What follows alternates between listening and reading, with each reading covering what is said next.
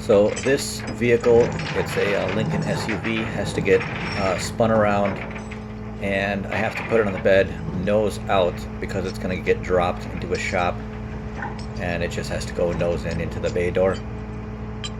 So the easiest way, this is, all covered in ice, easiest way is just to hook up to the back trailer attachment there, start pulling.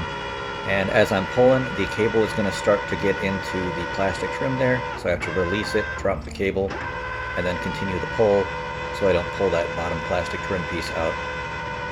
And pretty quickly I'm going to run out of cable here, so I need to reposition the hook to the other side of the bed so I can continue. It was too steep of an angle just to start there. It would have tried to have issues with the tire and stuff being in the way. Just wouldn't have spun right. But now that it is spun most of the way around, I can go ahead and just start pulling it up.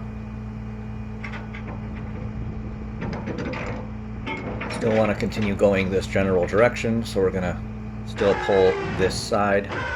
And you have to be real careful. A piece of chain got caught in the end of the bed there, and if I would have kept pulling, I would have broke the cable. So just got to keep an eye on everything you're doing all the time. But as you notice, the car is coming up this way, which I want it to do. So I rotate the steering wheel to the left, see if it'll start coming up the other way at all, or get that front end to swing out, which it's not doing. It's just sliding those front wheels. It's not really spinning the way that some other cars would, which is fine. No big deal. So at this point I take off the chain bridle and I hook the winch cable directly to the car. That just means I have full length of the winch to pull it all the way back, which in looking back I didn't really need to do that. But if I'm trying to pull this car up like this, the chain can be a little long and it can get a little close to the end of the cable there. Kind of run out of room to pull. But I need to get this car centered on here so when I drop it in the bay it can just roll as straight out off the truck as possible.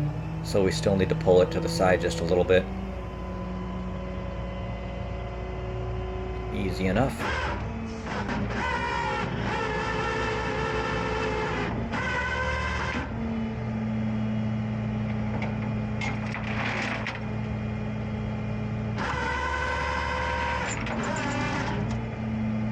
This one is literally going around the corner into a bay at that shop, so I'm not even going to bother with the front chain, just going around the corner. And then dropping it into the bay is pretty simple. This vehicle has a bad timing chain and is not able to run and drive itself into the bay. It is, however, able to get power applied, and it will go into neutral so it can roll off the truck, which is nice. It's nice I don't have to do extra stuff to unload it. Now we have to disconnect the winch from the vehicle.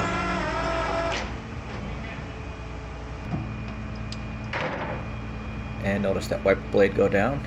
That's obviously not supposed to be doing that, but the vehicle gets a junk pack put on it, so power is applied and it can go into neutral, and then it can just roll off nice and easy into the bay.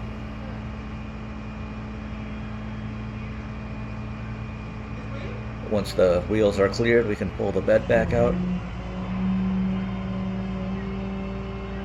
And if you notice, there's a incline up into the bay doors, so it makes it difficult for these vehicles to be pushed in sometimes, especially when it's wet and slippery out. So just moving it with the truck from the back into the front is so much easier than having to, mess around and push it and screw around for way too long with it.